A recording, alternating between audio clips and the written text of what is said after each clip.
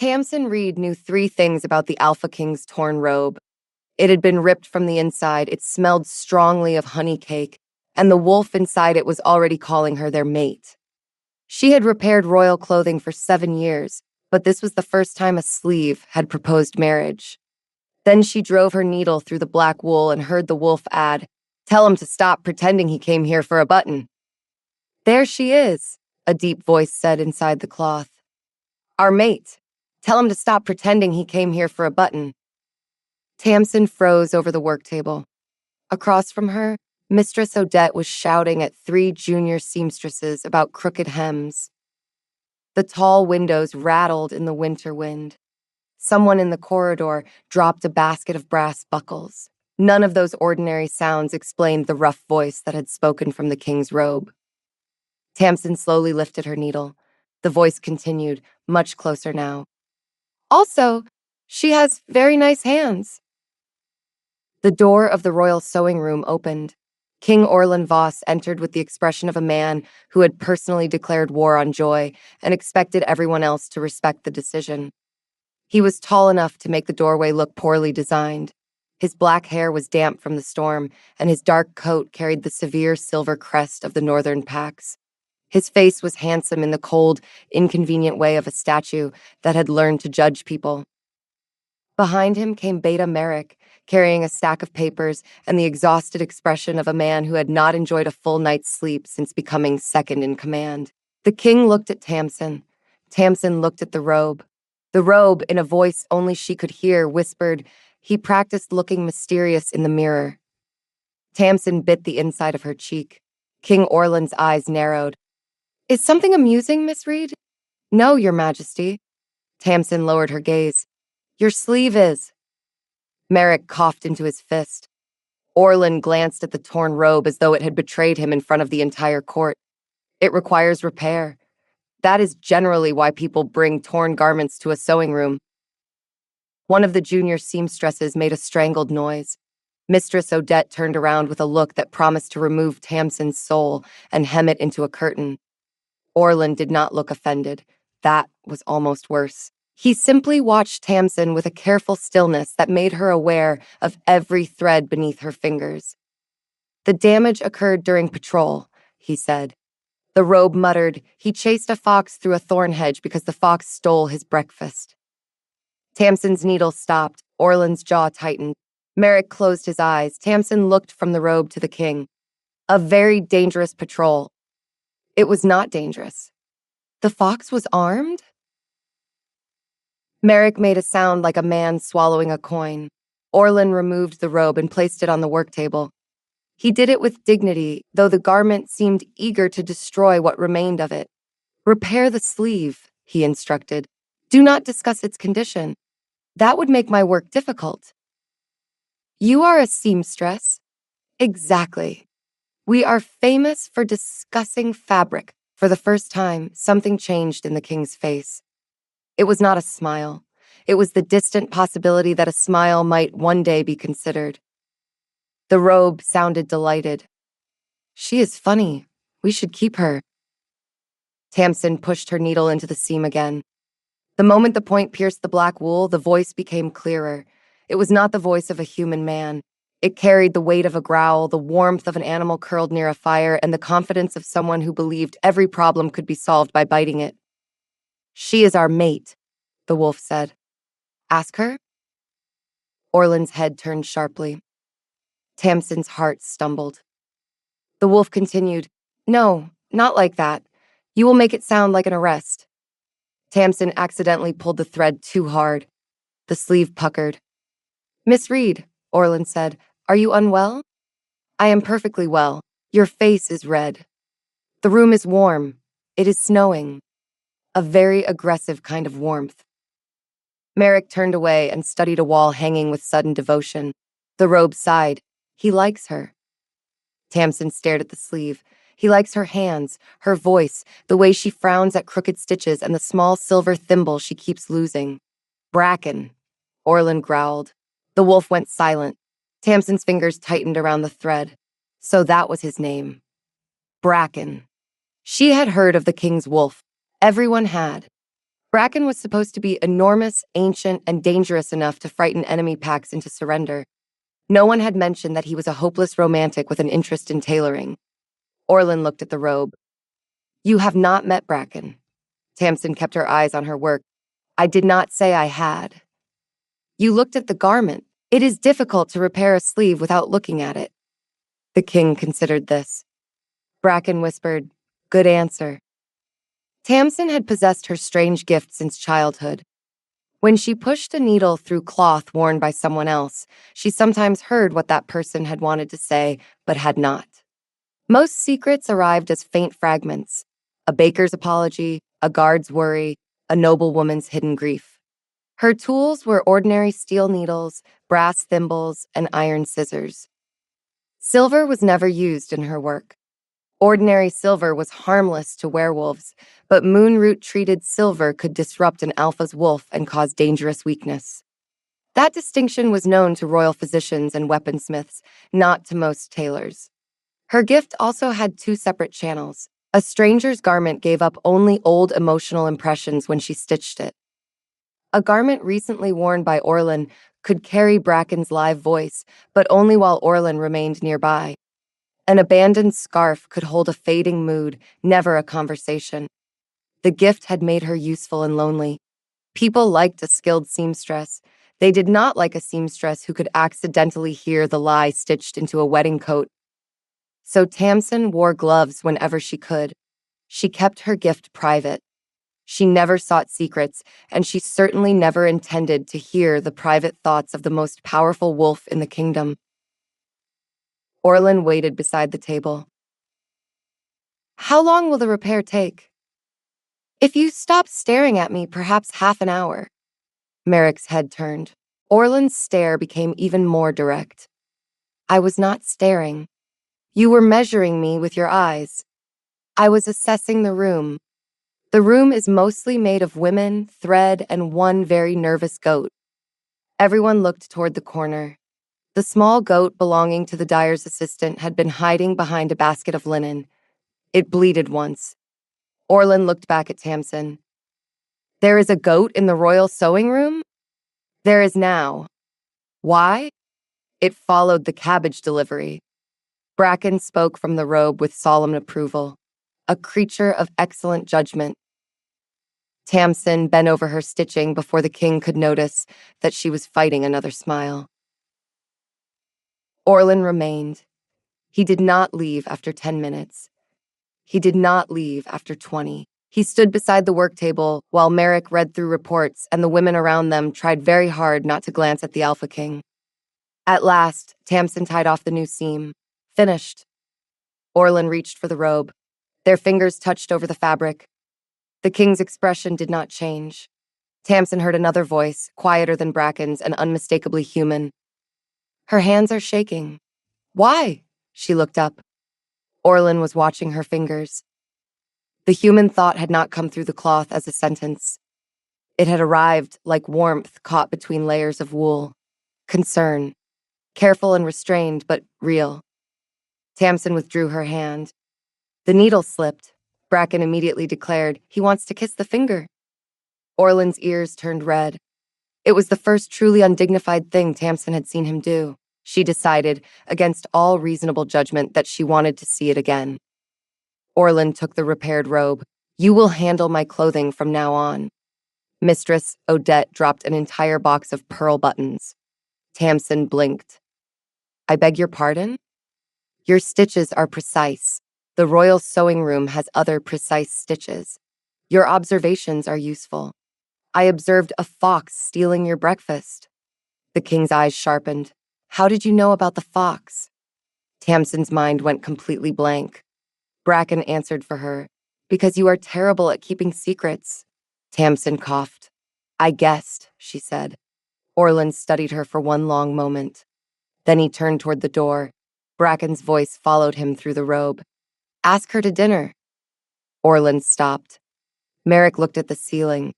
The king faced Tamsin again. Your professional presence may be required near dinner. Tamsin stared at him. Near dinner? At dinner. Bracken groaned. That was not an invitation. Orlin walked out before anyone could save him. Tamsin watched the door close. Mistress Odette slowly gathered the scattered buttons. What did the king want? Tamsin looked down at the repaired sleeve. Apparently, my professional presence may be required near dinner. Odette's stare could have cut silk. That man has conquered 3 provinces and still cannot ask a woman to eat soup. From the corridor came a muffled growl. Tamsin smiled despite herself. The robe was quiet now. The wolf had gone with its king. But in the fresh stitches, Tamsin could still feel the shape of one unfinished thought. Our mate. She did not know whether the words frightened her or warmed her. She only knew that, for the first time in 7 years, she was looking forward to repairing something. The next morning, the Alpha King sent her a coat with one perfectly functional button missing. It was the most obvious invitation in the history of the Northern Packs. Tamsin held the coat up to the light. You are going to have to do better than this, she told the absent wolf. From the dark wool came a smug whisper. He has 6 more coats. The second coat arrived before breakfast. It was dark green, cut in a severe military style, and missing a button from the left cuff. The button had not fallen off. It had been placed carefully in the pocket. Tamsin knew this because she found it wrapped in a square of paper. On the paper, in the precise handwriting used for royal decrees, were the words, "Repair required." She turned the note over. On the other side, someone had drawn a small, badly shaped paw. The paw had been added with charcoal. Tamsin looked toward the ceiling. You are both criminals, Bracken answered from the coat. Only one of us is a king. She inserted her needle. Ask her about the cake. Tamsin paused. What cake? The cake he ordered for tonight. There is no cake in the coat. He considered putting it in the pocket. The door opened. King Orlin stood there, expressionless, with a small white smear of flour on his sleeve. Tamsin slowly raised her eyes. Your Majesty, she said, did you require professional assistance near dinner? The king looked at the coat, then at the charcoal paw, then at Bracken's complete lack of shame. I require a button. Of course. And perhaps, Orlin continued, every word dragged from him like a stubborn thread, you could join me for a meal after the repair. Tamsin's smile arrived before she could stop it. That sounds almost like an invitation. Orlin's gaze softened by the width of a single stitch. It is one. Bracken thundered inside the coat. We did it. The goat bleated from the corner. Mistress Odette dropped another box of buttons.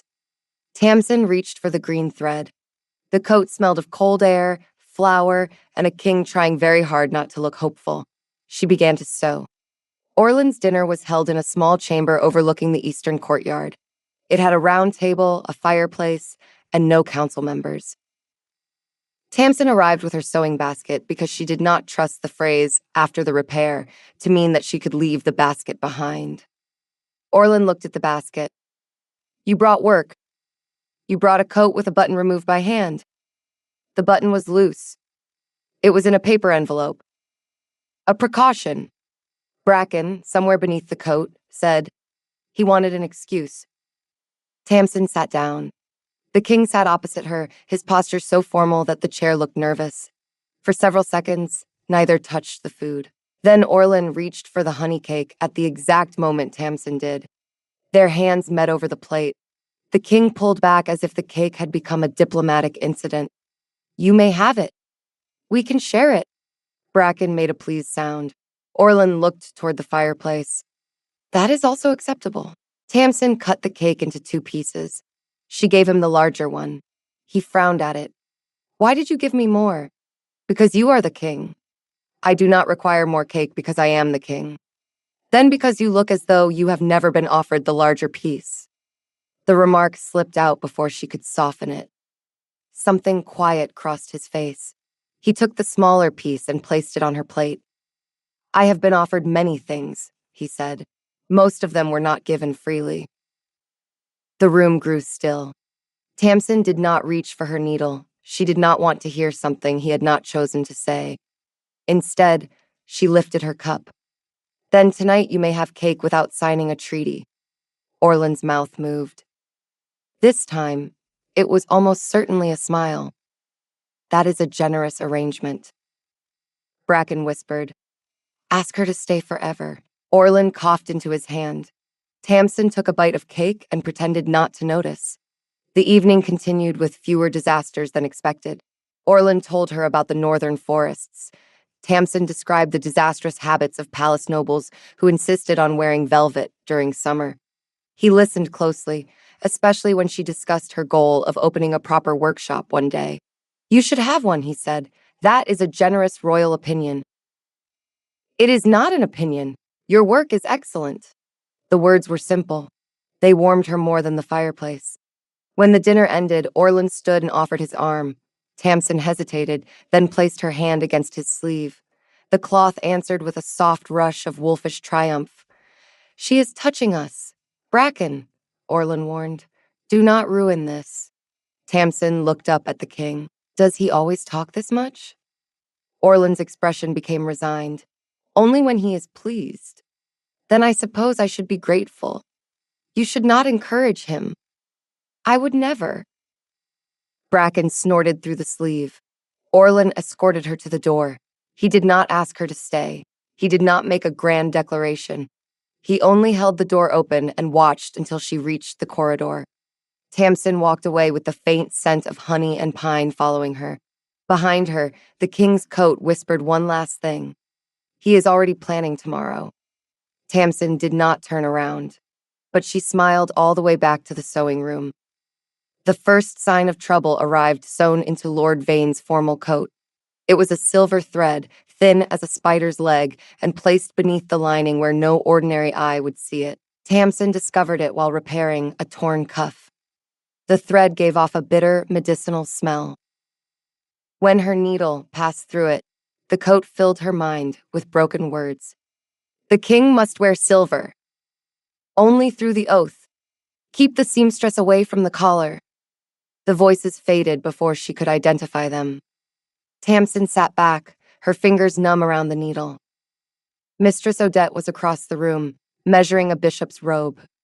No one had noticed the change in her face. Tamsin pulled the silver thread free with tweezers. The coat gave a final whisper. "The wolf will not know what is happening until it is too late." For the first time since the black robe had spoken, Tamsin did not feel amused. She placed the thread in a glass jar. Then she sent a message to the Alpha King. It contained only 6 words. "Your Majesty, please do not wear silver." Bracken, faintly, seemed to laugh. Orlin did not. He arrived 7 minutes later. He entered without his coat. Merrick followed with a jar of evidence and the expression of a man who had not enjoyed a full night's sleep since becoming second in command. "You sent for me," Orlin said. "I sent a warning. The message did not explain why. That was because I did not want the messenger to read it aloud in the corridor." Merrick looked at the jar. "What is that?" "A thread. It appears to be silver. That is because it is silver." Orlin held out his hand. Tamsin passed him the jar. Bracken's voice rose through the king's skin, faint but clear. "It smells wrong." Tamsin's arms prickled. Until now, she had heard Bracken through cloth. The wolf could speak through the bond only when Orlin was close, and the emotion was strong. Orlin noticed her expression. "What did you hear?" She explained the broken thoughts and admitted she could not tell whether they belonged to Lord Vane, his tailor, or someone else who had worn the coat. Orlin listened without interrupting. "Tell me about your ability." Tamsin's stomach tightened. She had expected this question for years, but never from an Alpha King. "When I sew cloth that someone has worn, I sometimes hear impressions left behind. Strong thoughts, strong emotions, not memories, and not every word. Can you hear what I am thinking now? Not unless I put a needle through something you have worn." Orlin looked relieved for half a second. Bracken said, "He is thinking that your hair is prettier when it escapes its pins." Tamsin fixed her gaze on the window. Orlin's relief vanished. "And if you sew a garment I am wearing, then I might hear you, or Bracken. Your voices are different. What stops you from learning every secret in the palace?" "Discretion, gloves, and the fact that most secrets are boring. Merrick looked interested. How boring? One duke has lied about liking turnips for 12 years. A guard once hid a sausage in his boot.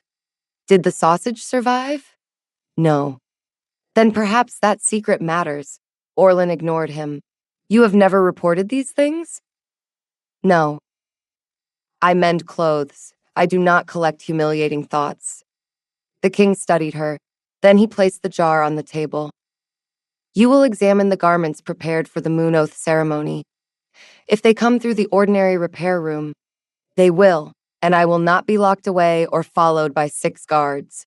4 guards. That was not a negotiation. 2 guards. Bracken whispered. He is learning. 1 guard, Tamsin said. Agreed. And you will not punish me for anything I hear by accident. The king hesitated. Tamsin noticed. She noticed everything. Agreed, he said. Orlin turned toward the door. Why did you come yourself? Tamsin asked. He glanced at the jar. The matter concerns me. The matter is a thread. It concerns my clothing. I repair clothing every day. Bracken drifted through the room. He wanted to see you. Orlin closed his eyes. Tamsin turned back to her work. Please inform Bracken that the royal sewing room is not a confession box. He would not listen, Orlin said. Neither do you. The king left. Bracken's laughter followed him into the corridor. The next 3 days became an organized assault by defective royal clothing. A cloak arrived with a loosened clasp. A shirt came with its collar folded incorrectly. A pair of gloves had one finger sewn shorter than the others. Tamsin held up the gloves. This is not a defect. The hand is shaped like this. Merrick looked toward Orlin, who was waiting beside the window. The king says the glove is uncomfortable. The glove is uncomfortable because someone cut the thumb into the finger hole. The king says that is why you were summoned. The king is standing 10 feet away. He has chosen not to speak. Orlin turned. I can hear you. That is encouraging. Bracken spoke through Orlin's coat, not the glove. She likes when you stand close. Orlin took the glove from Merrick and placed it on the table. You are enjoying this, Orlin said. I am enjoying the glove. The glove has no sense of humor. It has more than some people. Bracken said, She means you. I know what she means. Then ask her to dinner again. Tamsin's needle hovered over the glove. I do not accept invitations delivered through damaged accessories. Orlin's gaze moved to her face. I can invite you myself. You can. He searched for the right words as though solving a military map. Would you join me for supper tomorrow? That depends. On what? Whether the king intends to eat with me or merely inspect my stitching. I intend to eat. Then yes. Bracken made a triumphant sound. Tamsin nearly pricked herself. Orlin picked up the glove. The repair? I will fix it. How long? Long enough for you to stop pretending you have a reason to remain. The king sat in the empty chair beside her. I have a reason. Which is? I am waiting for the repair. Bracken whispered. Coward. Tamsin placed the glove on her lap. I am beginning to understand why your wolf is so critical. Orlin met her eyes. I am beginning to understand why he likes you. The words were quiet. He looked away first. Tamsin bent over the glove, hiding the smile that refused to leave her mouth. The supper the next evening began with a misunderstanding. Tamsin arrived at the small dining chamber carrying her sewing basket, a measuring tape, 3 spools of thread, and a list of possible repairs. Orlin was already there. He had arranged 2 plates, 2 cups, a roast chicken, a bowl of carrots, and 1 honey cake large enough to feed a minor council. His gaze moved to the basket. You brought work. You invited a seamstress. I invited you. You invited me because you require my professional presence near dinner. That was yesterday. Then perhaps the royal invitations need dates. Bracken stirred inside the king's coat. She has a point. Orlin removed the coat and laid it over the back of his chair. The coat is not part of this conversation. It is listening, Tamsin said. It is fabric. You say that as though fabric has never betrayed you. The king glanced at the sleeve. It has. Tamsin sat. Orlin sat opposite her with the wary posture of a man expecting an ambush from the carrots. For the first few minutes, neither touched the food. Then both reached for the honey cake at once. Their fingers met over the plate, and Orlin pulled back as though the cake had become a diplomatic incident. You may have it, he said. We can share it. Bracken made a pleased rumble. Orlin's expression tightened. That is also acceptable. Tamsin cut the cake into 2 pieces and gave him the larger one. He frowned. Why did you give me more? Because you are the king. I do not require more cake because I am the king. Then, because you look as though no one has offered you the larger piece. Something quiet crossed his face. He took the smaller portion from his plate and set it on hers. I have been offered many things, he said. Most were not given freely. Tamsin did not use her needle. She did not want to hear anything he had not chosen to say. Then tonight you may have cake without signing a treaty. Orlin looked at her for a long moment. That is a generous arrangement. The conversation became easier after that. He told her about the northern forests, where the snow sometimes covered the road signs and made every traveler believe they had discovered a new kingdom. She described the palace nobles who insisted on velvet sleeves during summer and then blamed the sewing room for their sweat. Orlin listened closely when she spoke about her dream of owning a workshop. You should have one, he said. That is a generous royal opinion. It is not an opinion. Your work is excellent. The words warmed her more than the fire. When supper ended, Orlin offered his arm. Tamsin hesitated, then rested her hand against his sleeve. Bracken's delight rushed through the cloth. She is touching us. Bracken, Orlin warned. Do not ruin this.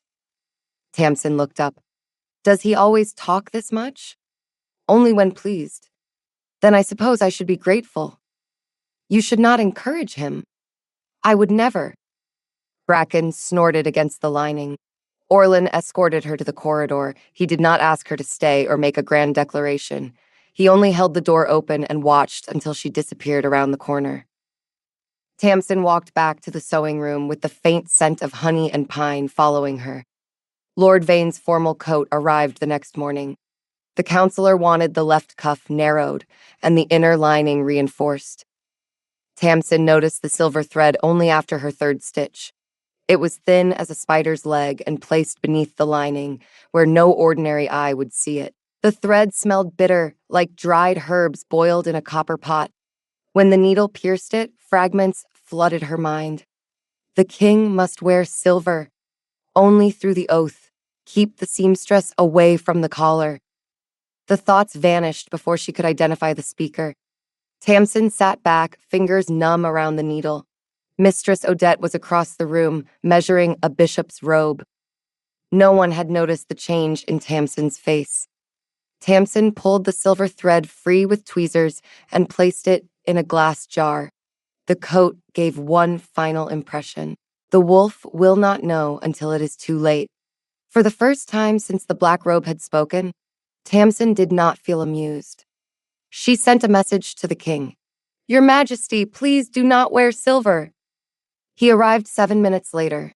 Orlin listened as she described the thread. He did not dismiss her, but neither did he immediately accept her conclusion.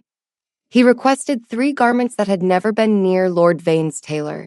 The test happened in the old records room, under the watch of Merrick and a gray-haired palace physician named Dr. Sella. The first glove belonged to Merrick.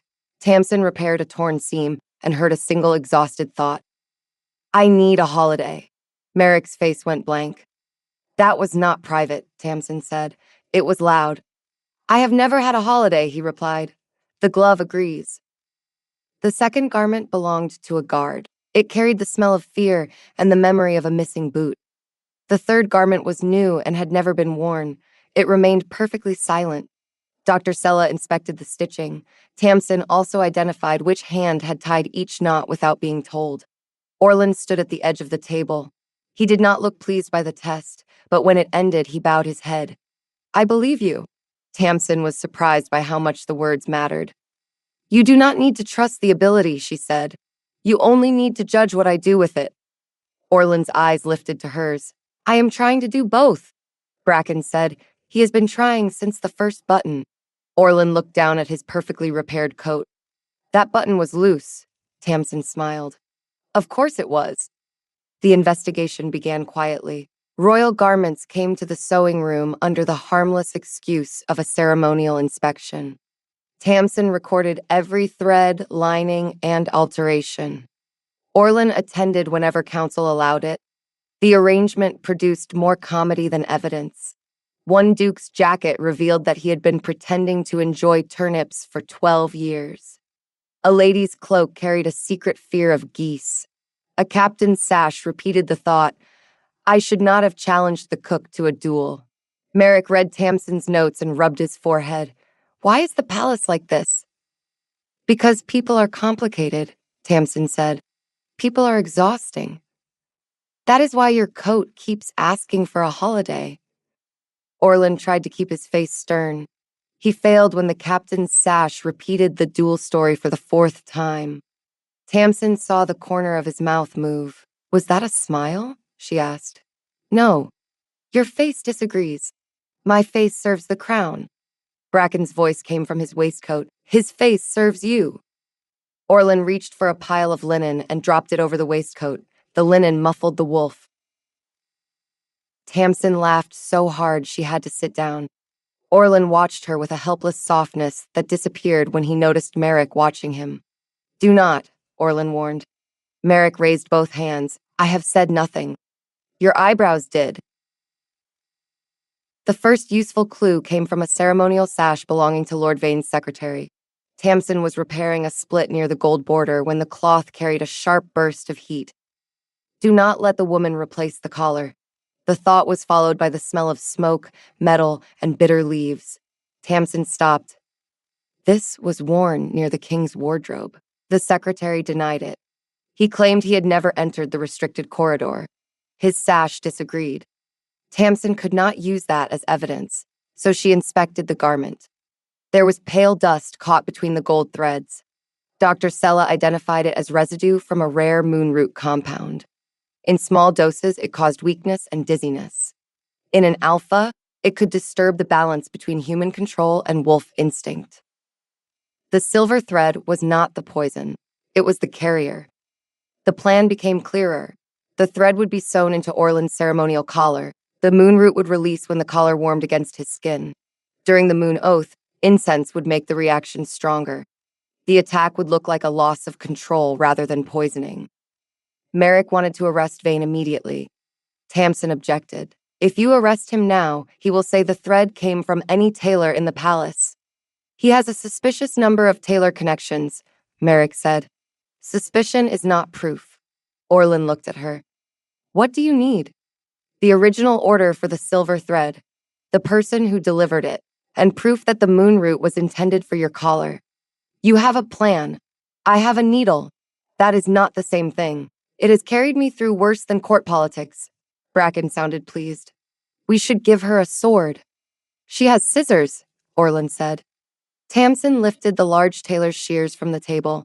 These are sharper than most swords. Merrick nodded. I believe her. Orlan did too, though the thought warmed through his vest before he could hide it. Tamsin heard it clearly. She makes me feel safe. The sentence was not Bracken's. It was Orlan's. Tamsin lowered her eyes and pretended to examine the thread. For once, Bracken did not tease him. The wolf only settled against the king's heart, quiet and content. The next week settled into a strange routine. Orlan attended the sewing room every afternoon. He claimed he was overseeing a royal security investigation. Tamsin suspected he was also seeking reasons to be near her, but she had decided not to expose every feeling that came through his clothing. She had rules. She would not use her needle on a garment without a practical reason. She would not repeat private thoughts that had nothing to do with the investigation. She would not answer Bracken's questions about whether she found Orlan handsome. Bracken disliked the third rule intensely. He is handsome, the wolf said from a repaired cuff. Tamsin kept stitching. I did not ask. You think it every time he enters. I think he is tall. You think he is tall in a very affectionate way. Orlin glanced down at his sleeve. What is he saying? He is criticizing your posture. He does that often. He has standards. He sleeps under a table when it rains. Bracken growled. It is a strategic table. Tamsin had to pause until her hands stopped shaking from laughter. The routine gave her time to notice the king beyond his title. Orlin remembered which candle smoked and replaced it before she could complain. He kept the sewing room's windows closed when the wind became sharp. He learned to place a cup of tea on the right side of her work because she reached for it with her left hand. He never asked about her gift when she looked tired. That mattered. Tamsin had spent years being treated as a useful oddity. Orlin treated her as a woman who had limits. Unfortunately, he also treated ordinary courtship like a military operation. One afternoon, he sent Merrick to ask whether Tamsin enjoyed flowers. Merrick stood beside the cutting table. The king requires information. About flowers? He requires it urgently. Does he intend to plant a garden? Perhaps. Orlin was still close enough for Bracken's voice to travel through his own coat. He has already ordered 100 roses, the wolf announced. Merrick closed his eyes. Tamsin looked at the scarf. Are they red? He ordered white because red seemed too obvious. Then he changed the order to pink. Then he changed it back to white. Orlin entered just in time to hear the last sentence. Merrick, Your Majesty, you were asked one question. I answered 3. You answered all of them badly. Tamsin selected a spool of thread. I like lavender. Orlin's attention shifted to her. Lavender. It survives neglect, smells pleasant, and does not expect a person to understand its feelings. Bracken said, She is speaking about you. Orlin took the scarf from the chair and wrapped it around his neck with unnecessary force. The next morning, the palace garden contained a lavender border. It was not subtle. It ran along the path leading to the sewing room. Tamsin found Orlin standing beside it, pretending to inspect the stonework. The wall has changed, he said. The wall is still a wall. I meant the garden. It is lavender. So I have been informed. Bracken's voice rose from the black scarf around his neck. He selected the plants himself. They all look the same, Orlin said. You selected them yourself and cannot identify them? I know what lavender is. You called it purple grass. That was one time. Tamsin bent to touch a flower. The scent rose cleanly around her, calming the restless edge of her gift. It is beautiful, she said. Orlin's shoulders eased. Good. The word was almost shy. Bracken ruined the moment. Kiss her. Orlin stepped backward into the lavender. Several stems snapped beneath his boots. Tamsin covered her mouth. The garden attacked me, Orlin said. Of course it did. It was an ambush. The flowers have been waiting for this. Bracken sounded delighted. She is laughing. I know, Orlin muttered. He did not move away from the lavender. He stood there while Tamsin laughed, looking embarrassed and strangely pleased. The danger returned that evening. Tamsin was repairing a pair of gloves belonging to Pell, Lord Vane's secretary, when the cloth filled her mind with a burst of heat. The second order is under the old dye vats. Burn it before the woman finds it. She dropped the glove. Orlin was across the room immediately. Tamsin? She pressed one hand against the table. The workroom smelled of wool, wax, and lavender. Her heartbeat sounded too loud. There is another order, she said, under the old dye vats. Merrick sent guards to search the abandoned dye room. They found a half-burned ledger beneath a loose stone. The surviving pages listed silver thread, moonroot extract, and ceremonial incense. The order carried a private mark used by Vane's office. It was strong evidence, but not enough to reveal how the attack would happen. Pell disappeared before he could be questioned. Orlin wanted to search every house in the capital. Tamsin stopped him in the corridor. That will frighten the entire city. A man who carries poison has already frightened it. Then find the man. Do not punish everyone who owns a coat. Orlin's wolf pressed against the bond, angry and restless. His eyes had turned a brighter gold. Tamsin knew that look now. The king was afraid, and fear made him reach for command. You are not the only person who wants me safe, she said. You are not required to protect me. I am aware. You keep trying to order me into safety. I keep trying to keep you alive. Those are not the same thing. Orlan's jaw worked. He looked toward the guards, then lowered his voice. When I was young, a trusted advisor used a mind-reading gift to manipulate my father. My father lost control of the pack. People died because he could no longer tell which thoughts were his own. Tamsin's anger softened, though it did not disappear. I am not that advisor. I know. Do you? I am trying to. It was the most honest answer he had given her. Tamsin reached for the torn glove at his belt. Then let me help you in the way I know how. You may help. You may not place yourself between poison and my wolf. That sounds like something you will fail to enforce. Bracken's anger vanished. She is right. Orlan looked at the glove. You and he are becoming a troublesome alliance. We have standards. You both do. He did not order her away. Instead, he asked Merrick to provide her with a secure workroom and a guard she could dismiss when she needed privacy. The guard was Sarah, who had once lost a wrestling match to a laundry cart. She and Tamsin became friends within an hour. The secure workroom was smaller than the royal sewing room, but warmer. It had a narrow fireplace, a long table, and shelves full of old patterns. Orlan visited every morning. He brought documents. He brought clothing. Once, he brought an apple and claimed it had been left near his office. Tamsin examined the apple. It is from your breakfast tray. You can hear fruit? No. You have crumbs on your sleeve. Bracken spoke from the sleeve. He saved it for you. Orlan turned away. Tamsin cut the apple in half and gave him the larger piece. We have discussed this, he said. Then eat it before I change my mind. He did. Their investigation became a conversation woven through ordinary tasks. Tamsin explained how silver thread was twisted around a stronger inner fiber. Orlan explained which counselors had access to the ceremony hall. Neither pretended the other was merely an assistant. One morning, Tamsin found a new coat on her chair. It was not royal. It was a plain brown traveling cloak with a warm lining and pockets large enough for scissors, pins, and a sandwich. She held it up. What is this? Orlan stood by the fireplace. A cloak. I know what it is. You said the workroom was cold. I said the draft made my thread knots difficult. The result was the same. Bracken said he asked the cloth merchant for the softest lining in the city. Tamsin looked at the king. You bought me a cloak. The crown purchased a cloak for a royal investigator. I am not a royal investigator. You are investigating a threat to the crown.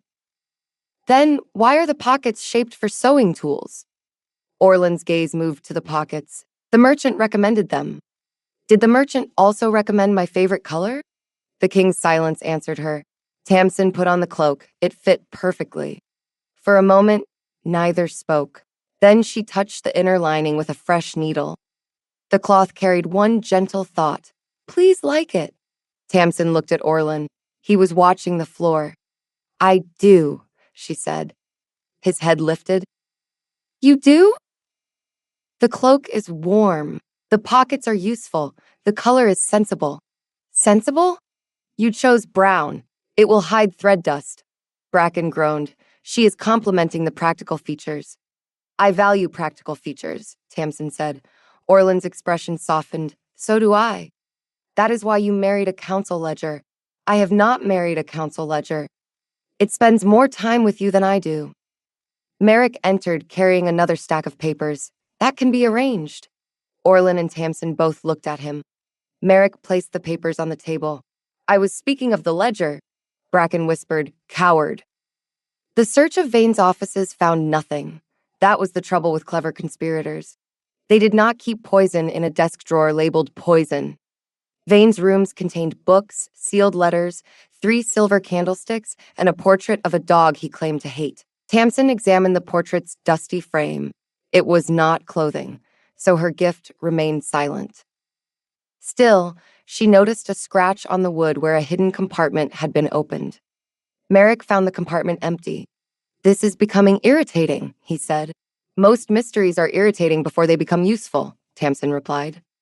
Orlan inspected the wall. There is a hidden passage. You can tell that from a scratch? The stone is newer. I can tell that from the dust. They both looked at each other. We are going to disagree often, Orlin observed. You say that as though it is a threat. I have not decided. Bracken spoke from the king's cuff. You will enjoy it. The passage led to an old dye room beneath the palace. It smelled of damp stone, vinegar, and abandoned colors. Tamsin found a bundle of thread hidden behind a cracked vat. The thread was ordinary silver on the outside.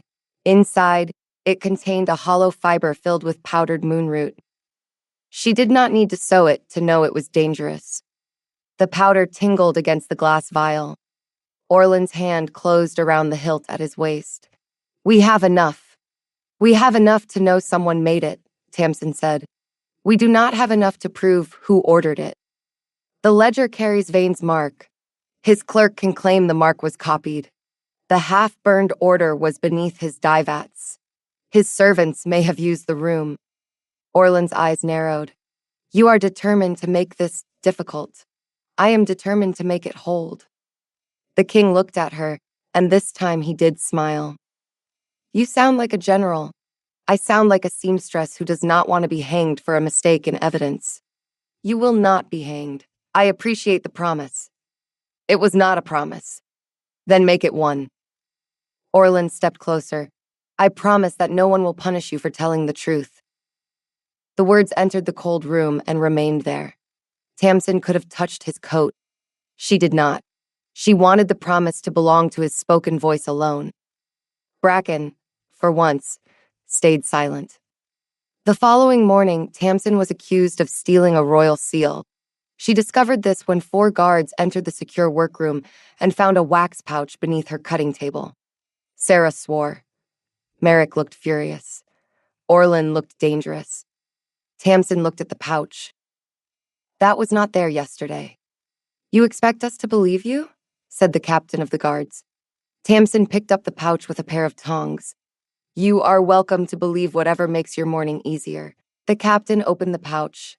Inside lay a royal seal, a length of poisoned silver thread, and a folded note bearing Tamsin's name. The note accused her of using her gift to spy on the king and planning to sell his secrets to rival packs. It was written in a hand that resembled hers from a distance. Up close, the letters leaned too far to the left. Who had access to this room? Orlin asked. The captain named 3 people, including Tamsin, Sarah, and the deputy of Mistress Odette. Orlin's eyes turned gold. Tamsin stepped between him and the captain. Do not frighten him. The captain went pale. Your Majesty? I was speaking to Bracken. The king's gaze dropped to her. He is not frightened. He is about to become a problem. Bracken growled in agreement. Orlin's control was visibly strained. Tamsin could see his fingers curling at his sides. The note is false, she said. You can hear that? The captain demanded. No, I can see it. She held the note beside an original work order. The writer copied my letters, but not my pressure. My hand presses down on the first stroke. This writer lifts before the final curve. The captain looked unimpressed. Tamsin pointed to the seal. The wax contains blue dye. The royal office uses red. Merrick took the seal and sniffed it. She is right. That proves the seal was forged, the captain said. It does not prove who placed it. No, Tamsin said, but the pouch does. She turned it over. The inside seam had been repaired with a distinctive double knot. It was the same knot used in the order bundle beneath the dye vats.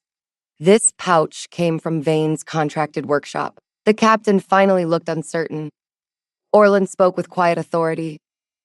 Miss Reed will remain under protection while we investigate. She is not under arrest. The evidence is evidence of an attempt to frame her, Orlin said. If you wish to argue, do so after you learn the difference between suspicion and proof. The captain bowed and left. Tamsin exhaled. Orlin turned toward her. You should have let me handle that. You were preparing to turn into a wolf.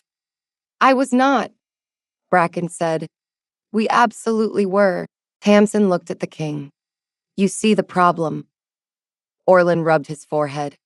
It was the first time she had seen him look tired in front of her. I cannot lose control in front of the court. Then do not do it. That is not how it works. Neither is stitching. You do not pull every thread as hard as possible because the cloth might tear. He looked at her. The comparison reached him. Tamsin could see it settle behind his eyes. You think I pull too hard, he said. I think you have been pulling alone for too long. For a while, the room held only the sound of the fire. Then Orlin removed his outer coat and placed it on the table. Can you tell whether anyone has touched it? Tamsin met his gaze. Do you want me to? He nodded. Only if you ask. I ask. Tamsin took the needle. The moment she pierced the hem, the garment filled with two voices. Bracken's was sharp and angry. Orlin's was a quiet, frightened command.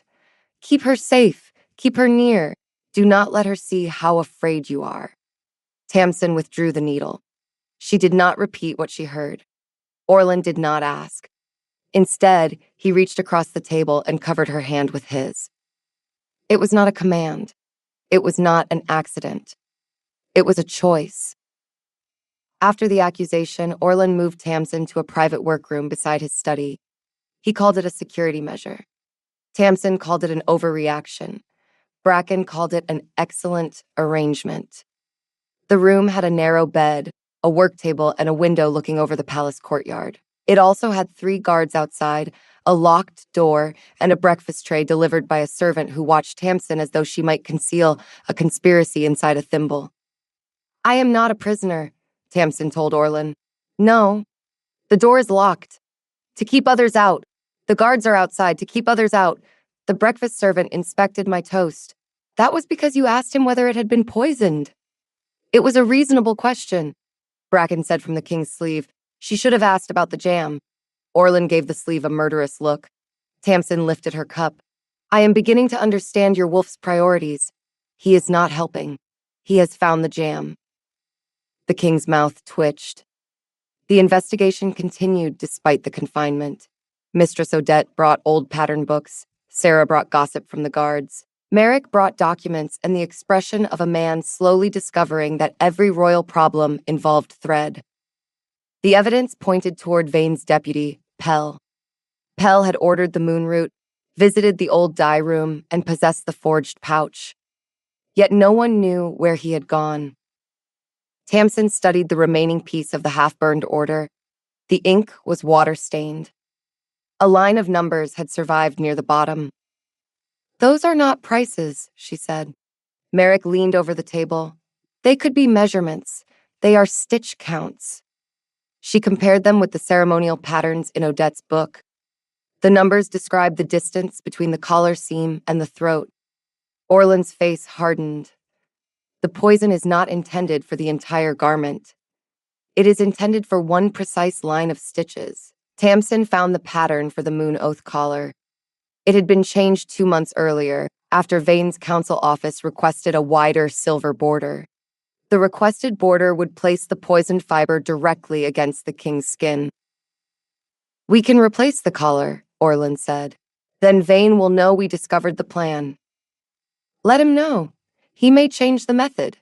Orlin leaned over the table. What do you suggest? Tamsin looked at the old pattern, then at the king's black hair and tired eyes. We make a different collar, one that does not contain poison, one that appears to contain poison. Merrick's eyebrows rose. You want to create a fake poisoned garment. I want to make the conspirators believe their plan succeeded until they reveal themselves. Orlin regarded her with growing respect. Bracken sounded proud. Give her the crown. She does not want the crown, Orlin said. Tamsin glanced at him. I would need a larger workroom. The king's eyes warmed. You may have one. The new ceremonial coat required 3 nights of work. Tamsin chose deep black wool, a white inner lining, and silver thread without any hollow fiber. She added a false collar with a hidden pocket containing harmless lavender powder. The scent would overwhelm the moon root if anyone tried to activate it. Orlin sat through every fitting. He was terrible at standing still. You have moved your shoulder 6 times, Tamsin said. The pin is close. The pin is in the table. It is still close. You have faced armies.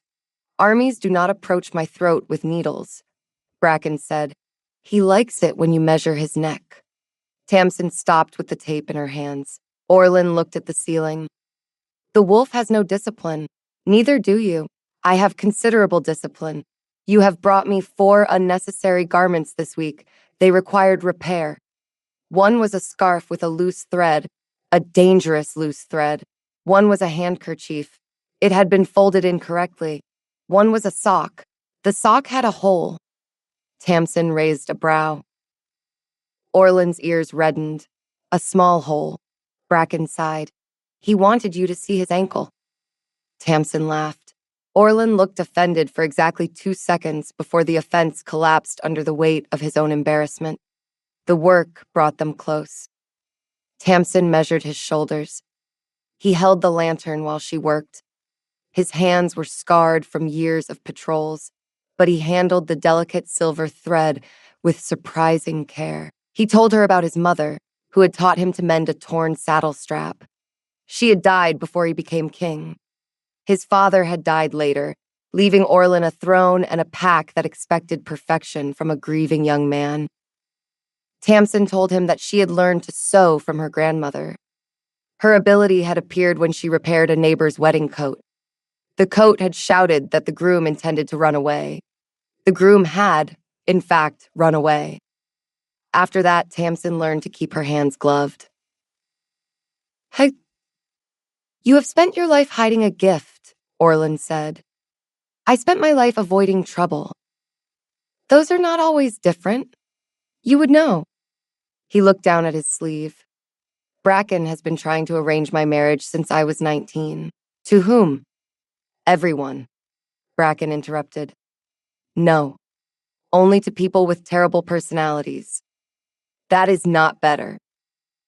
Tamsin wanted to ask whether Bracken had chosen her because she was a mate or because she was the first person willing to insult a king's coat. She did not ask.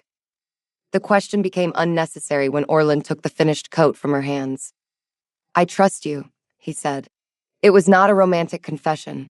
It was more intimate than one. Tamsin looked at him. Then I will try to deserve it. You already do. The room became very quiet. Bracken whispered, Kiss her. Orlin moved closer. He stopped before touching her. May I? Tamsin's heart beat hard enough to disturb the loose pins on the table. Yes. The kiss was brief and gentle. It carried no command, no magic forcing her forward, and no audience except a wolf who immediately celebrated inside the king's coat. Orlin drew back first. His eyes were no longer cold. That was pleasant, he said. Tamsin stared at him. Pleasant? I am attempting to remain composed. You are failing. I am aware. Bracken shouted. Again. Orlin placed both hands on the table. Not now. Tamsin smiled. I agree with him. Orlin looked at her, startled. Then he kissed her again. The Moon Oath banquet began beneath a ceiling of silver lanterns. Every counselor wore ceremonial colors. Every guard stood at an assigned door. Every noble smiled as if smiling were a weapon they had practiced in front of mirrors. Tamsin wore a dark blue dress made from leftover fabric and a row of lavender stitches at the cuffs. Mistress Odette had altered it personally and claimed she had merely corrected the hem. Orlin wore the false ceremonial coat. The collar appeared to contain the dangerous silver fiber. The real thread was hidden beneath a layer of treated silk. The moon root could not reach his skin, and the lavender powder would expose anyone who tried to activate the compound. The plan depended on the conspirators believing they had succeeded. Tamsin stood near the side of the hall with Sarah. She watched the servants, the incense burners, and Lord Vane's deputy. Pell was not there. That frightened her more than seeing him would have. Orlin entered the hall. Bracken's presence pressed against the bond, alert and restless. Too many smells, the wolf muttered. Tamsin almost smiled. You are a large wolf in a room full of perfume. I am a refined wolf. You chased a fox for breakfast.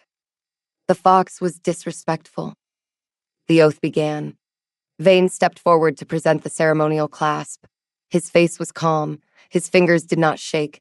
He had personally approved the clasp design during the final wardrobe inspection, which was why Tamsin watched him instead of the nervous servant holding the presentation tray.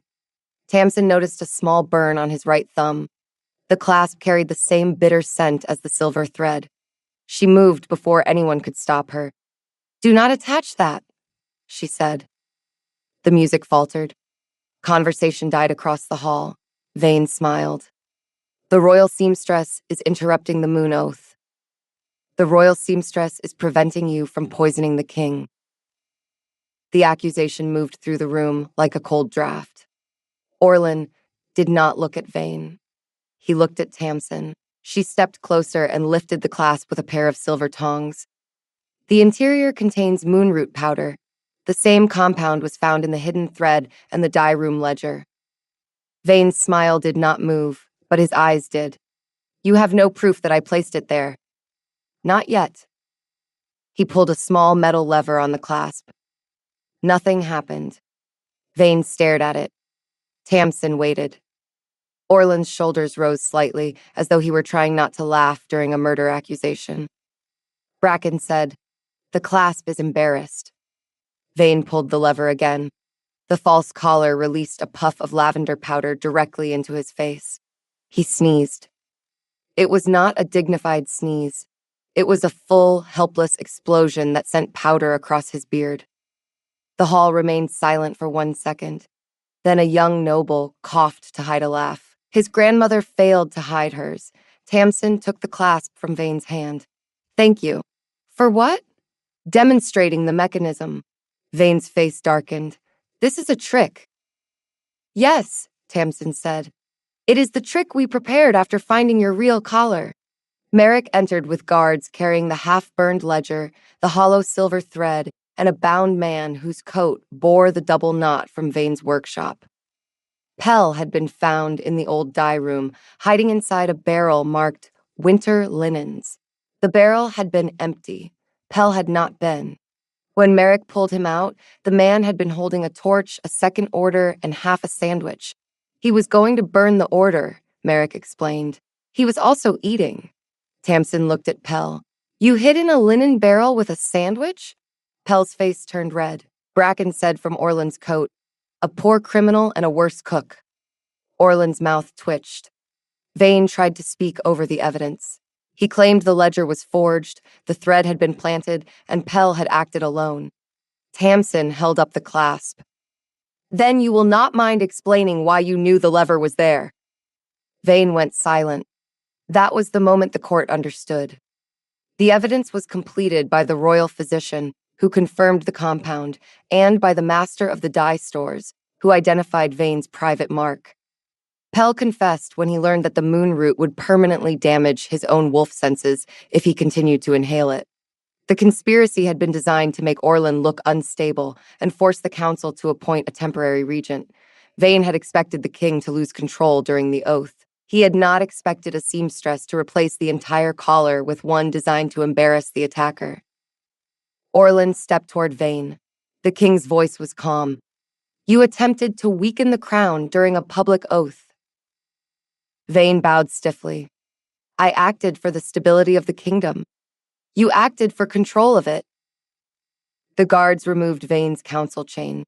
Tamsin expected relief. Instead, she felt the delayed exhaustion of her gift. The room tilted. The lanterns became long streaks of silver. Orlin reached her before she fell. His arm came around her waist. Bracken surged close, enormous and frightened. "Tamsin, I am fine. You are not. I am standing. I am holding you. That is why." The words came out weakly, but they made him breathe again. He took her away from the center of the hall. He did not carry her, although he clearly wanted to. He let her lean on him and matched his pace to hers. Behind them, the court murmured about poisoned collars, forged seals, and the unusual courage of the royal seamstress. Bracken whispered, "We should marry her tomorrow." Orlin's hand tightened gently at Tamsin's waist. "Not tomorrow," he said. Tamsin looked up. "Was that for him or for me?" "Both." "Good." The days after the banquet were quieter.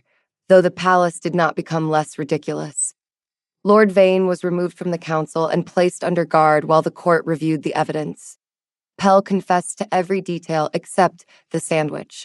He insisted the sandwich had been forced upon him by circumstances. Merrick created a new report category called Unauthorized Royal Clothing Incidents. It filled 3 pages before lunch. Tamsin returned to the royal sewing room as a celebrated woman. She disliked the celebration. People kept asking whether her gift could detect lies in curtains, bed sheets, and tablecloths. No, she told them.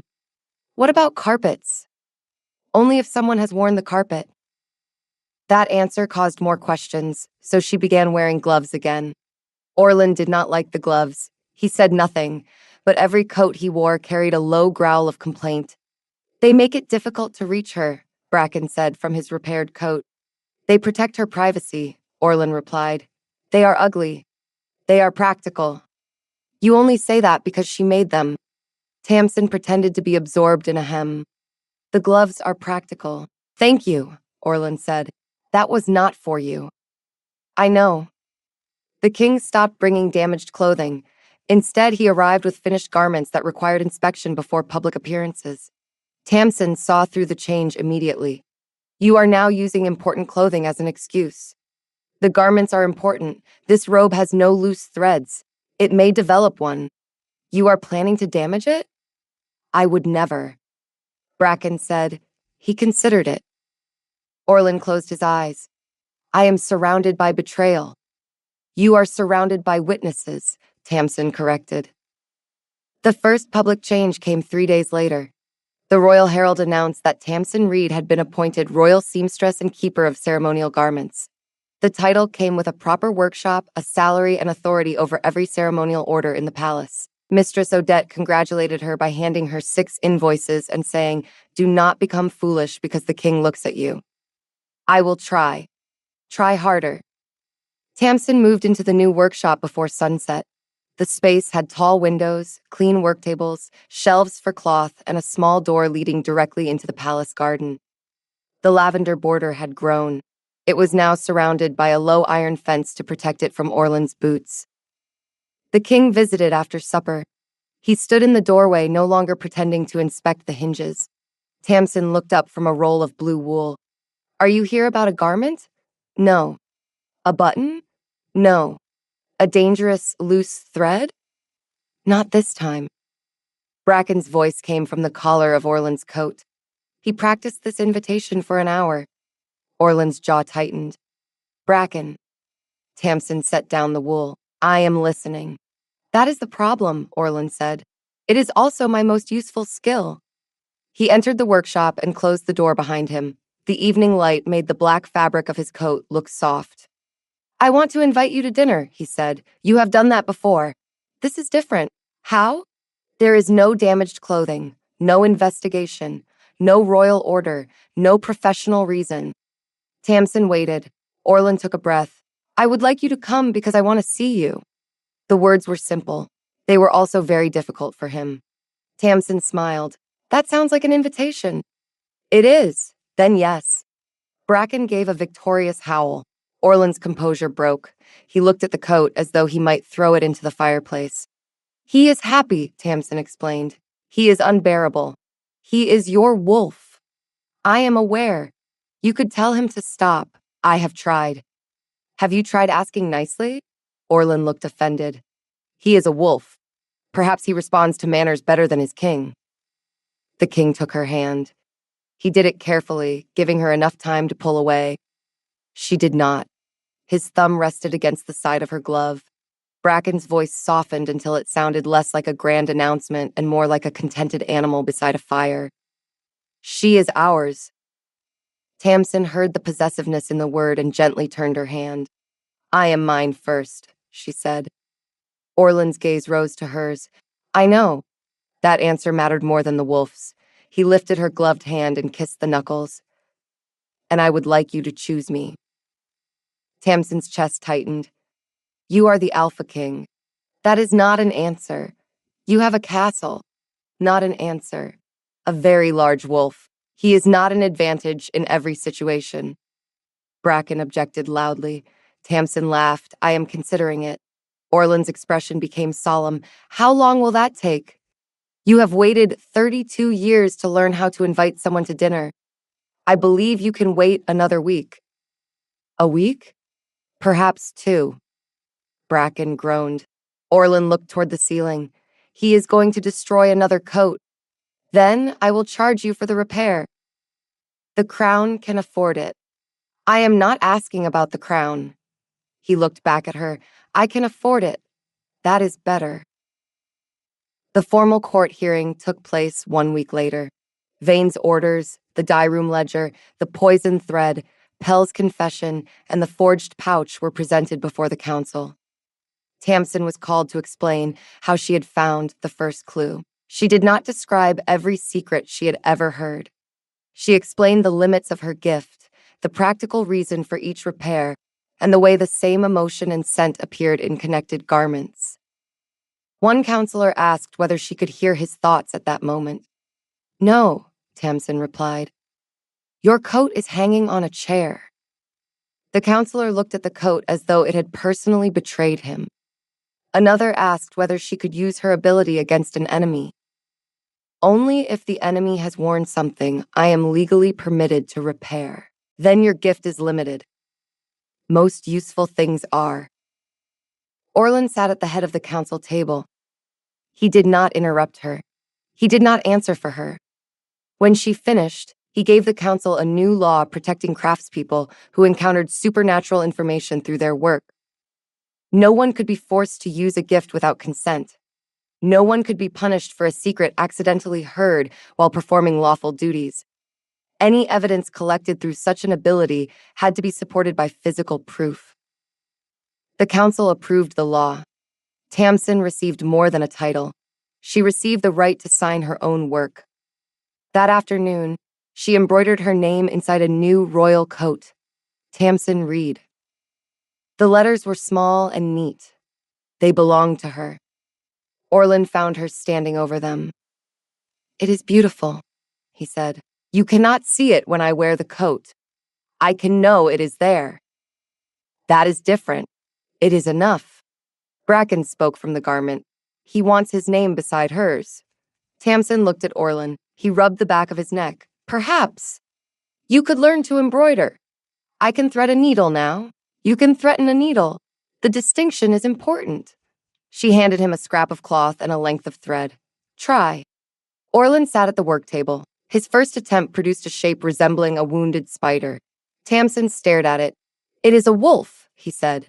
It is an insect asking for medical attention. Bracken was silent for a moment. Then he said, I do not know him. Orland looked offended. It is an early attempt. It has 6 legs. The wolf is moving. It is moving in several directions. Orland took back the cloth. I will improve. Tamsin placed her hand over his. You will. He looked at their joined hands. Will you teach me? Only if you stop stabbing the fabric as though it owes you money. I make no promises. Then neither do I. Their second proper dinner happened in the garden. There were no officials, no council documents, and no damaged accessories. Orland had arranged a small table beside the lavender border. He had asked the cook to prepare honey cake and had personally checked that no fox could reach the tray. Tamsin noticed the precautions. You have learned from history. The fox has been banned from the Eastern Path. How is that enforced? Bracken has volunteered. At that moment, a russet fox appeared on the garden wall with a piece of bread in its mouth. Bracken made a furious noise from Orland's body. Orland stood. Tamsin caught his sleeve. Do not chase it. It has stolen from the royal table. It is a fox. That is its occupation. It has no respect for the crown. Neither do you when you walk into lavender. The fox sat on the wall and ate the bread. Orland stared at it. The fox stared back. Bracken growled. The fox yawned. Tamsin laughed until tears gathered in her eyes. Orland sat down again, though his attention remained fixed on the thief.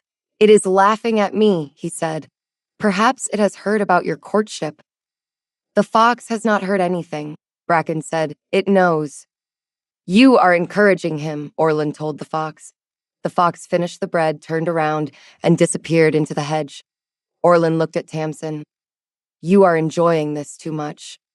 I have spent years working in a room where noblemen complain about sleeve width. Your wolf and a fox have improved my life. That is a low standard. It is a practical one. They ate slowly. The garden smelled of lavender, wet stone, and warm honey. Orlin told her he had never planned to remain king for so long. Tamsin told him she had never planned to fall in love with a man who sent her a sock as a romantic message. I did not send the sock as a message. Bracken did. He lives inside me. Then you are both responsible. Orlin smiled. This time, he did not deny it. The public recognition came during the next council assembly. The court had gathered to confirm the new law and announce Tamsin's appointment. She stood near the royal dais in her dark blue dress, lavender stitches at her cuffs, and no gloves. She had chosen not to wear them. Her ability was part of her life. It did not have to control her life. Orlin entered wearing the coat she had made. The collar carried a narrow line of silver embroidery, harmless and bright. He had asked her to place his name inside it. She had done so beside hers. The ceremony began formally. The herald read the law. Mistress Odette presented the workshop keys. Merrick presented the final investigation report. Then Orlin stood. There is another matter, he said. Tamsin's heart began to beat faster. Bracken was unusually quiet. Orlin descended from the dais and crossed the floor toward her. Every noble in the hall watched. So did every servant, guard, clerk, and seamstress. He stopped in front of Tamsin. I have spent many years believing that a king must keep every weakness hidden, he said. I believed that needing someone gave that person power to harm me. The hall was silent. Tamsin Reed did not ask for my trust. She earned it by telling the truth when it endangered her, by correcting me when I behaved like a badly trained wolf, and by saving my life with a collar designed to make an enemy sneeze. Several people laughed. Orlin's eyes remained on Tamsin. My wolf recognized her before I understood her. He called her our mate before I had the courage to call her my choice. Bracken finally spoke through the king's coat. Tell her properly. Tamsin's lips trembled. Orlin took her ungloved hand. He did not pull her closer. He waited. Tamsin, he said, I love you. I want you beside me, not because the bond demands it, and not because you saved the crown. I want you because you make my life warmer, stranger, and considerably better organized. Tamsin laughed through the tears in her eyes. That is the least romantic confession I have ever heard. I can try again. No. I understood it. His fingers tightened around hers. Tamsin turned toward the court. I love him too, but I am not moving into the palace without my own workshop, my own accounts, and a rule forbidding him from damaging clothing to arrange meetings. Merrick raised a hand. I support that rule. Mistress Odette raised hers. So do I. The council approved it with surprising speed. Orlin looked betrayed. You had prepared this. I am a seamstress, Tamsin said. I prepare things. Bracken howled inside the king's chest. This time, no one thought the sound came from Orlin's imagination. The court heard a deep, joyful rumble pass through the room, and several guards stepped away from the dais. Tamsin placed her hand against the king's coat. The thread answered with warmth, joy, and one final private thought from Orlin. Please let her say yes. She looked up at him. Yes, she said. The king's breath left him. Yes to the workshop, Tamsin added. Bracken made a wounded sound. And yes to you, she finished. The wolf's joy shook the silver embroidery. Orlin pulled her into his arms. The embrace was careful at first, then certain. Tamsin rested her cheek against his chest and heard 2 heartbeats trying to keep the same rhythm. The court applauded. Merrick applauded because everyone else did. Mistress Odette applauded once, firmly, as though approving a finished hem. Then Orlin kissed Tamsin in front of the entire court. It was not a perfect kiss. Bracken was too excited. Orlin stepped on the edge of her skirt. Tamsin had to catch his collar to keep him from knocking into a ceremonial table. But it was honest. And when they separated, he did not let go of her hand. 3 weeks later, Tamsin's new workshop had become the busiest room in the palace. She had hired 2 seamstresses, dismissed one who kept stealing buttons, and created a shelf labeled King's Excuses. The shelf contained 7 coats, 3 scarves, 2 gloves, 1 sock, and a handkerchief that had never needed repair. Orlin objected to the label. "It is inaccurate," he said. Tamsin held up the handkerchief. "It was perfectly whole when you sent it. It had been folded incorrectly." "That is an excuse. It was a serious fold." Bracken spoke through Orlin's coat while the king stood beside the work table. "He wanted to see you." "I know. He still wants to see you." "I know." Orlin looked from the cloth to Tamsin. "You are both conspiring." "We have standards," Tamsin said. "You have rules. They are similar." He walked to the work table and placed a new coat in front of her. Tamsin inspected it. No torn sleeves, no loose buttons, no suspicious seams. "What is wrong with this one?" "Nothing." "Then why did you bring it?" Orlin took a breath. "I would like to invite you to dinner. You may do that without a garment." "I know. Do you?" "I am learning." He offered his hand. Tamsin removed her gloves before taking it. Their fingers met. For a moment, she heard no secret. Then the bond between them warmed, not like a message trapped in cloth, but like a thread drawn smoothly through fabric. Bracken whispered, "She is ours."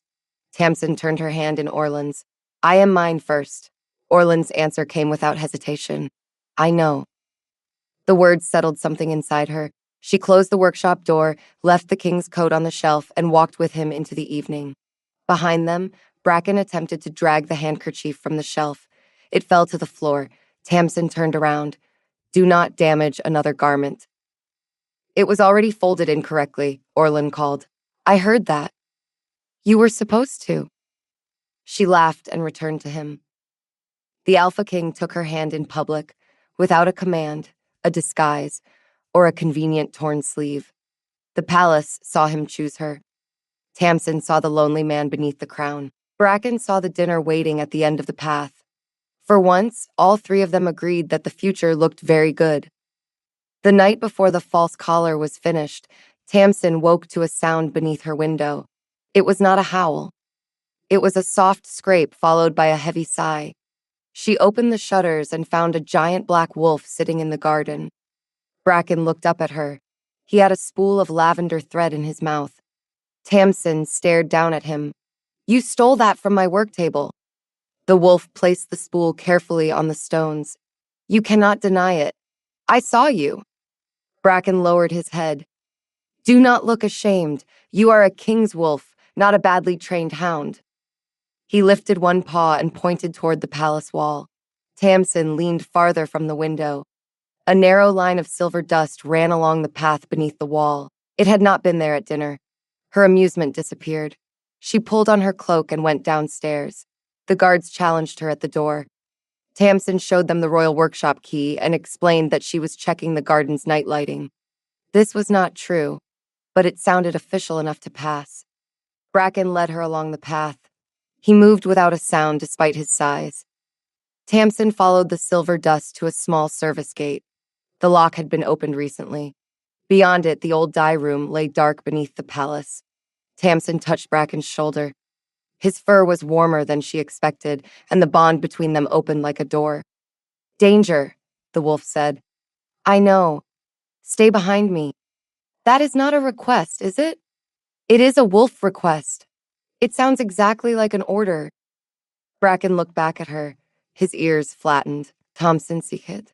Fine, I will stay close." They entered the dye room. A lamp burned near the old vats. Someone had left a bundle of silver thread on the floor. A man in a gray coat stood over it, holding a small ceramic bottle. Pell. He turned at the sound of Bracken's claws. The wolf stepped in front of Tamsin. Pell dropped the bottle and ran toward the rear passage. Bracken lunged. He caught the man's coat in his teeth and pulled him backward without breaking the fabric. Tamsin stared. "You could have grabbed him anywhere," she said. Bracken released Pell. "I did not want to damage the coat." "You are holding him by the collar."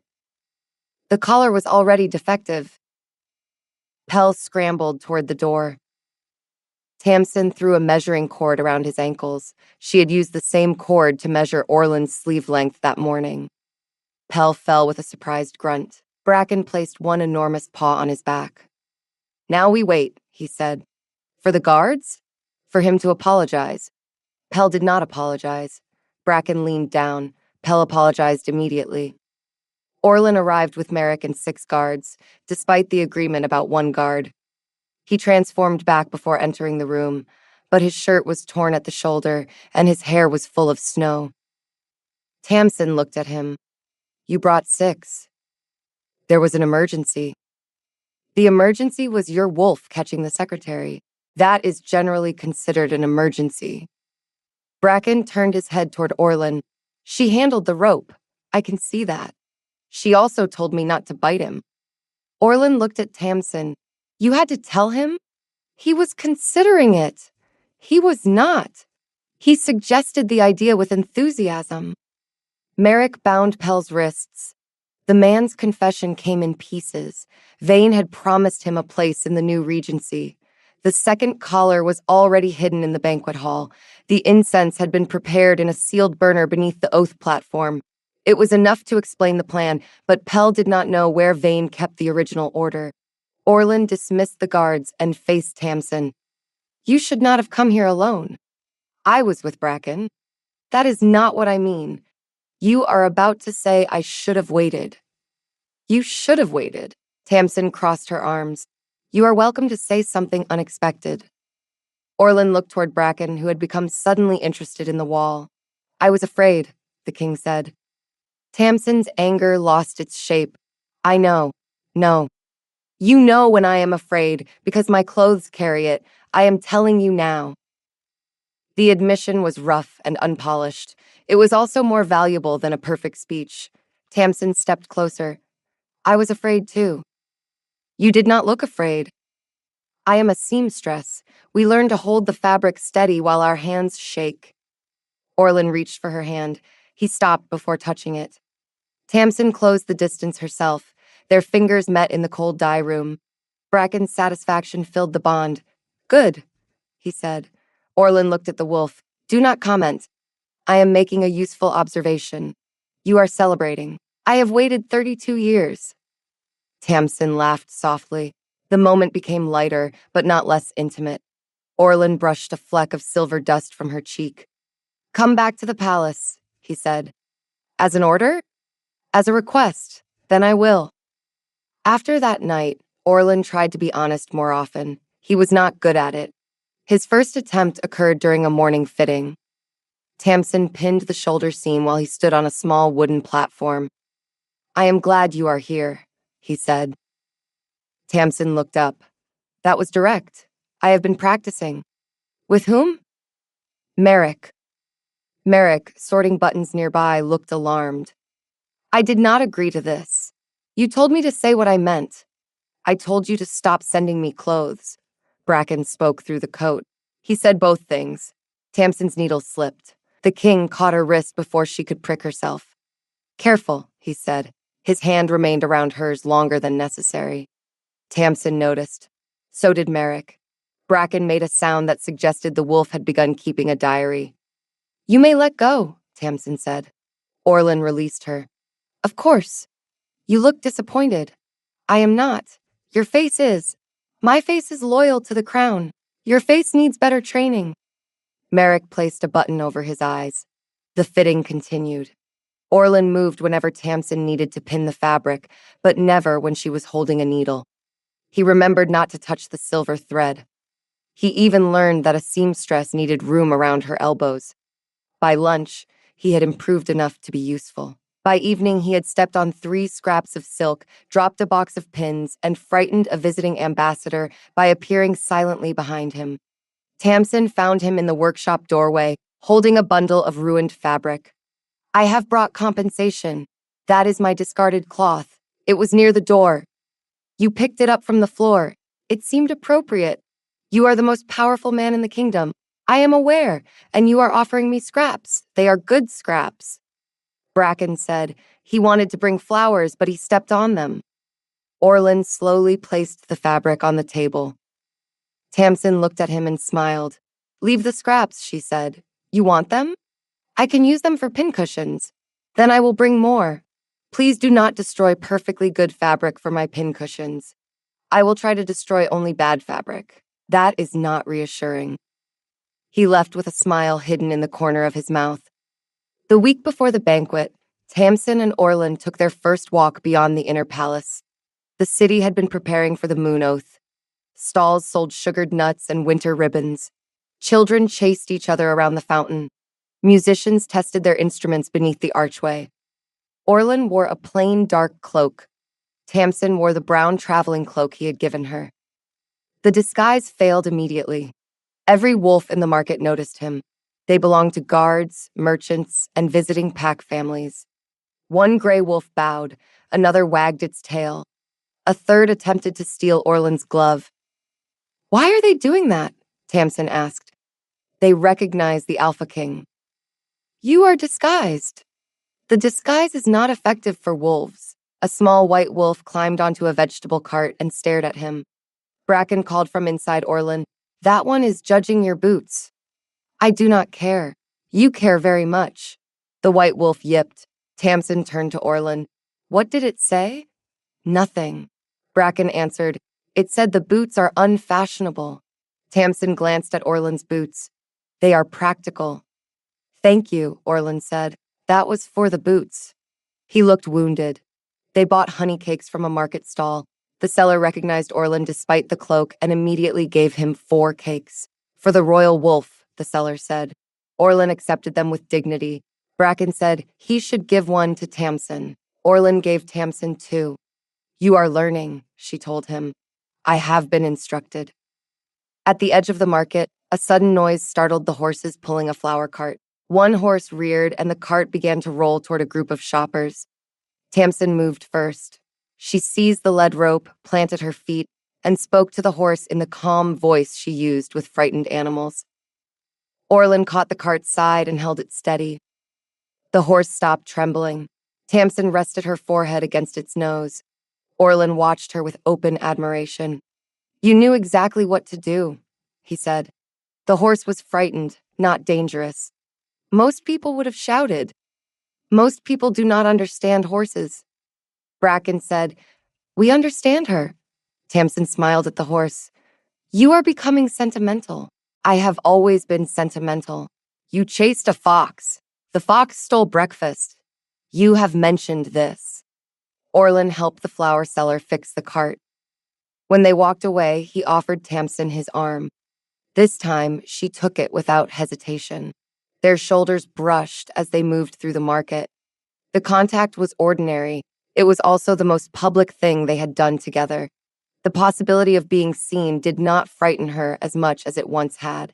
The market walk also revealed that Orlin could not pass a ribbon stall without becoming a terrible negotiator. The vendor showed Tamsin a length of blue silk, perfect for a royal lady. Orlin immediately said, "She is not a royal lady." Tamsin turned toward him. He realized the problem too late. The vendor looked delighted. "Then she is someone important to the king." "She is my seamstress," Orlin said. Bracken groaned from inside his cloak. Tamsin folded her arms. "Your seamstress?" "My royal seamstress." "That is worse." "It is accurate. It sounds as though you are claiming ownership of my needle." Orlin looked genuinely troubled. "I would never claim ownership of your needle. Your wolf just claimed ownership of me. He is not the king. You are the king. You can overrule him." Bracken spoke with grave dignity. "He cannot." The vendor was now openly listening. Orlin leaned closer to Tamsin. "Would you prefer I introduce you as my friend? Would you?" His expression changed. The question had reached somewhere past the jokes. "Yes," he said, "if that is what you want." Tamsin's anger faded. "Not yet. Not yet," he repeated. "I would prefer you introduce me as Tamsin." Orlin turned to the vendor. "This is Tamsin." The vendor bowed. "A pleasure." "She would like the blue silk." Tamsin glanced at him. "I did not say that. You touched it twice. That is not a binding contract." "I am learning." She bought the silk with her own coins. Orlin did not argue. He only carried the roll when it became too large for her basket. That small act meant more than paying for it would have. On the walk back, Tamsin realized she had not wondered whether he was choosing her because a wolf had named her mate. She was thinking about the man who listened when she objected, carried her silk without taking credit, and stopped a runaway flower cart without asking anyone to praise him. Bracken might have opened the door. Orlin was the one who kept it open. The night before the public hearing, Orlin came to the workshop without any garment. Tamsin was sorting lavender silk by candlelight. She looked up when he entered. "You are empty-handed." "I have noticed." "Should I be worried?" "I hope not." He closed the door and stood beside it. The room felt different without the familiar rustle of clothing between them. Tamsin could not hear Bracken. She could not catch the small, warm fragments of Orlin's thoughts. She had to rely on his face. That was clearly uncomfortable for both of them. "I wanted to speak to you," he said. "You are doing it. I have been informed that I should use complete sentences." "By Merrick?" "By you. I have also been informed that I should not damage garments as excuses." "I have improved." "You brought a handkerchief last week." "It was a serious fold." Tamsin smiled. "What did you want to say?" Orlin crossed the room. He stopped at the table, leaving a respectful distance between them. "Tomorrow, I will speak publicly about the law and the appointment. I will also speak about you." "I assumed." "You may refuse." "Refuse what?" "Being named as someone close to me." Tamsin set down the silk. "You are asking whether I want the court to know.